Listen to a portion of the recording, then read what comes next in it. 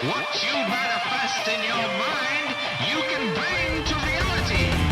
What We Do in the Shadows, based on a movie, a TV show, I should say, based on a movie created by, I think the movie was created by the Flight of the Conchords dude, which his name is escaping me, Jemaine something. Anyway, so it's basically very much like The Office or Parks and Rec, kind of that documentary style comedy. But instead of following people at work, this is vampires. Kind of they live in this is a reality where vampires and werewolves exist. And not only just your normal bat blood-sucking vampires, but also energy vampires, emotional vampires, different kinds of vampires. Even Wesley Snipes himself is within the vampire mythos, and I think also the ones from the Twilight series are a real type of vampire in this kind of universe. But I enjoyed the movie. The movie being very much. I don't think any of the characters are from the first movie. I think it just takes that premise and you're following a different group of people, a group of vampires. And it's funny. I mean, it's a funny way to kind of go off of the vampire craze, as it were, because vampires were definitely.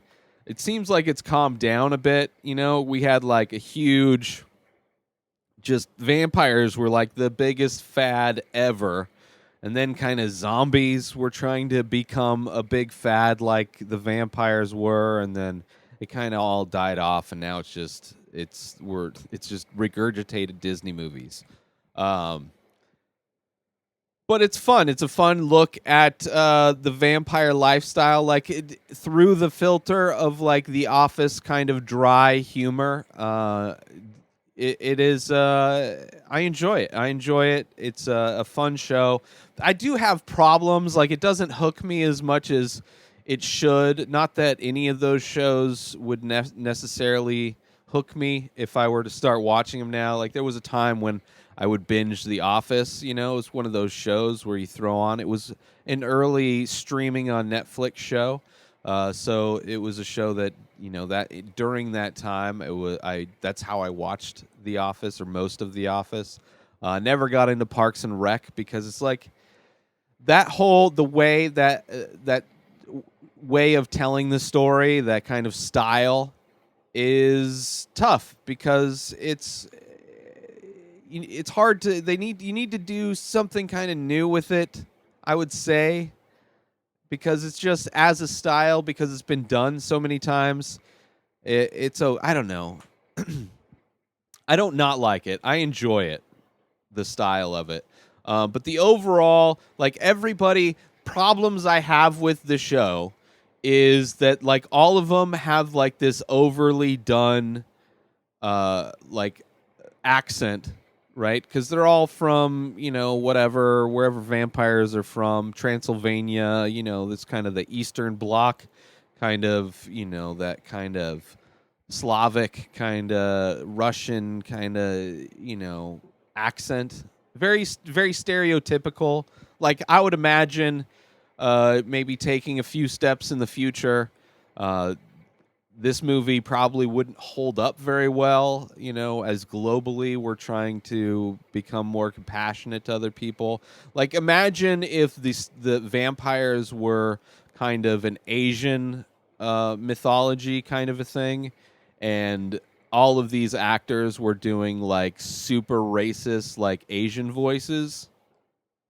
Like, that's kind of what it feels like they're doing, but it's okay to make fun of people from the Eastern Bloc. You know, I'm not from there, so it's not offensive to me, but like, everybody does it in this. Like, all of the characters have this, except for like the emotional vampires and stuff. They're more normal people, but these other vampires that have been around for hundreds and thousands of years, do kind of a very generic, and like all of them do, all the cameos of actors that come in for different storylines, they're all doing this kind of accent, which is just a little much. It would be nice to have some diversity in just the way people spoke, just just not everybody doing a potentially racist caricature of I mean, I know they're vampires, so you could always just say it's like, well, we're making fun of vampires, not actual people from that. But it's like you're doing their voice. It's not funny. It's not funny enough to where it doesn't add anything, the fact that they all sound the same and are doing like bad accents. So it's like it's just too much because they're all doing it. It'd be nice to maybe people who become vampires don't have to do that accent. It's just annoying. It's a little much because you already have the overall visual style of this movie. Because they're vampires, everything takes place in the dark. Everything's dimly lit. It's either indoor lighting, which is warmer lighting, or outdoor lighting, which is cooler lighting, but it's all dark.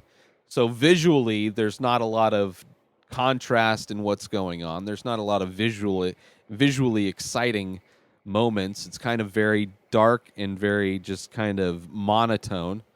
And then you have all of the characters doing the exact same accent.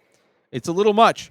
I do enjoy where the season goes. It ends with the familiar, who's kind of a human person that's as the slave for a vampire, in hopes of becoming a vampire one day.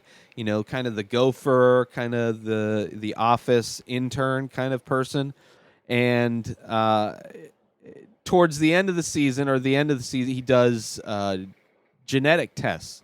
Does a 23andMe or Ancestry.com kind of test to see where, the lineage of the vampires comes from, which is kind of an interesting concept in itself.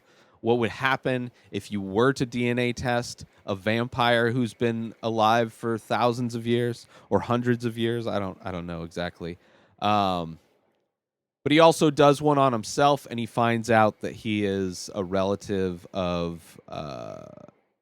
Van Helsing, I think, a vampire hunter. So he's he's genetically a vampire hunter, and it's so that throwing that in at the end, that's an interesting kind of thing that they're taking this story where, okay, now their house bitch, is potentially genetically predisposed to hunting them.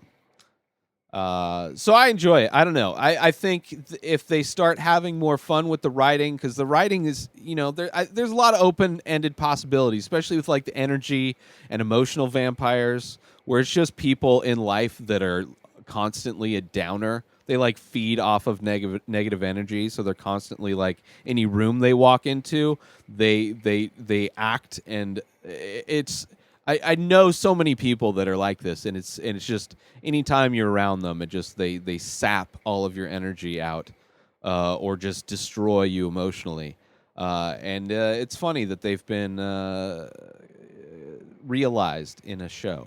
But I think if they play around with things like that, they can have a lot more fun. But for sure, bring more vampires without the horrible accent. It's just too much.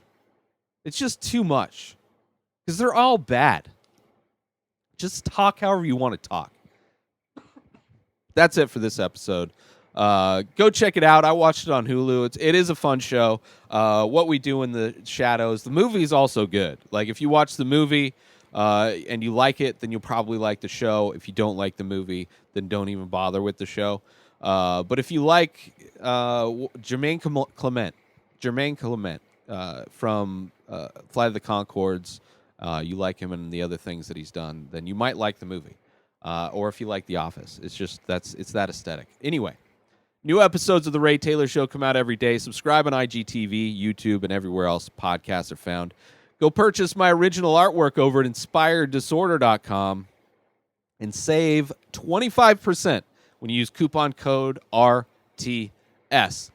Follow me on social media at Ray Taylor. Have a wonderful day, everybody. Peace out!